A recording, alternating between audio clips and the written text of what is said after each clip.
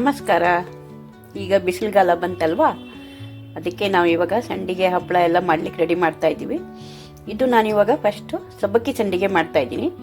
ಸಬ್ಬಕ್ಕಿ ಸಂಡಿಗೆ ಮಾಡಲಿಕ್ಕೆ ನಾನು ದೊಡ್ಡ ದೊಡ್ಡ ಸಬ್ಬಕ್ಕಿ ತಗೊಂಡಿದ್ದೀನಿ. 2 ವಿಧದಲ್ಲಿ ಸಿಗುತ್ತೆ, ಒಂದು ಸಣ್ಣದು ಒಂದು ದೊಡ್ಡದು.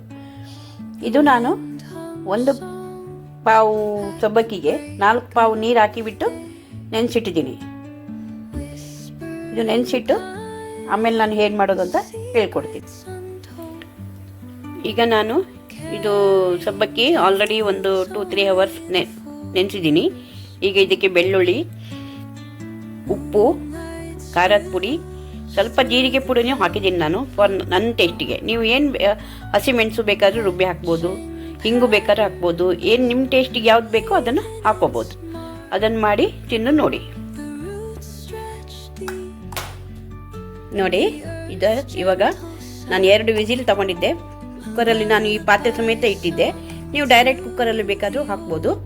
ಆಮೇಲೆ ಇದು ಇವಾಗ ತಣ್ಣಗಾಗಿದೆ. ನಾನು ಸ್ವಲ್ಪ ಗಟ್ಟಿಯಾಗಿ ಮಾಡಿದ್ದೀನಿ. ನೀವು ಬೇಕಾದರೆ ಸ್ವಲ್ಪ ನೀರು ಹಾಕ್ಬಿಟ್ಟು ಸ್ವಲ್ಪ ತೆಳ್ಳಗೆ ಮಾಡ್ಬೋದು. ನೋಡಿ, ಇದು ಇವಾಗ ಒಂದು ಪೇಪರ್ ಮೇಲೆ ಬಿಡಲಿಕ್ಕೆ ರೆಡಿ ಮಾಡ್ತಾ ಇದ್ದೀನಿ.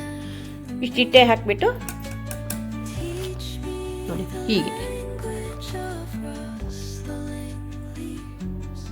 ಸ್ವಲ್ಪ ಅದನ್ನು ಪಾಪಡ್ ಥರ ಮಾಡಿದರೆ ಪಾಪಡ್ ಥರ ಆಗುತ್ತೆ. ಸಂಡಿಗೆನೂ ಮಾಡ್ಬೋದು, ಪಾಪಡು ಮಾಡ್ಬೋದು. ನೋಡಿ ಹೀಗೆ. ಓಕೆ, ಯಾ.